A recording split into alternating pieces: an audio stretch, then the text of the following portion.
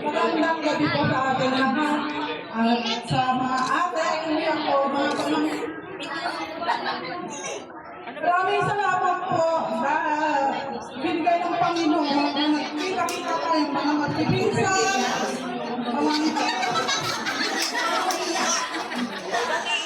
Ano ko magpagsalita ikaw di ba ako niya? Hello. Okay. Naiyak na kasi yung nanay ko kaya nagpapalit sa akin. Kasi ako yung anak niya lang nandito. Wala siya yung ate ko kasi ibang planeta, ibang bansa pa sa akin, ibang planeta. Thanks yan para dahil kahit pa paano kami na nanggaling ng Quirino Province, kami ang majority na mas marami dito. Diba? Kaya kapag kami sa Panginoon at bibigyan tayo ng lakas sa bawat isa natin, magpasalamat tayo sa Kanya dahil magkakakilala tayo ngayon. Sana wish ko sa sunod na reunion, kami naman ang malayo rin sa Quirino. Yun lang ang masasabi. Maraming salamat. Ano, Ken?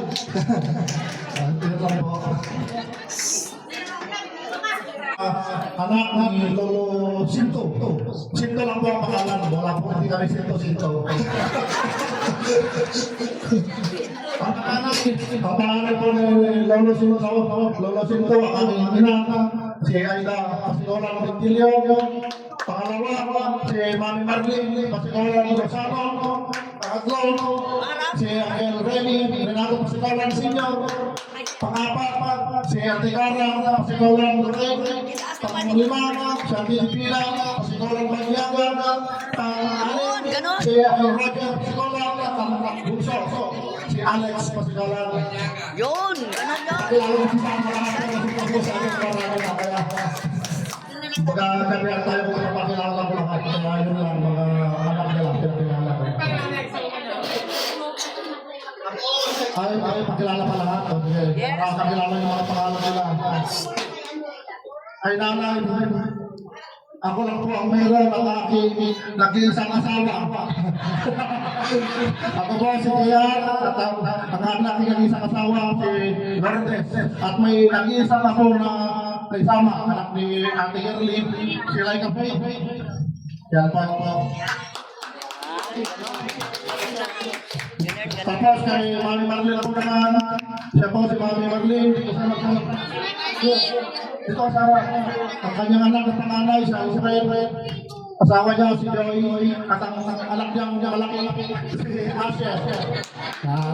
Mas malaki na sa mga magulang nila. Tapos yung pangalawang anak, si Butob, gandong, si Freddy. Tapos yung anak niya nag-iisa,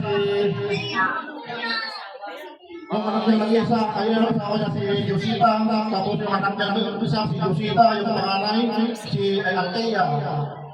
Tapos yung puso niya, yung anak tulong, si Raya niya, BJ. Okay. Tapos kaya sa Remy. Parang ito ang medyo marami-rami ako. Renato kasi kaulan, mayroon dito yung anak niya na dalawa. Tatlo pala. Tatlo, yung panganay si Maika, pangalawa si Michael, ang asawa niya si Saling.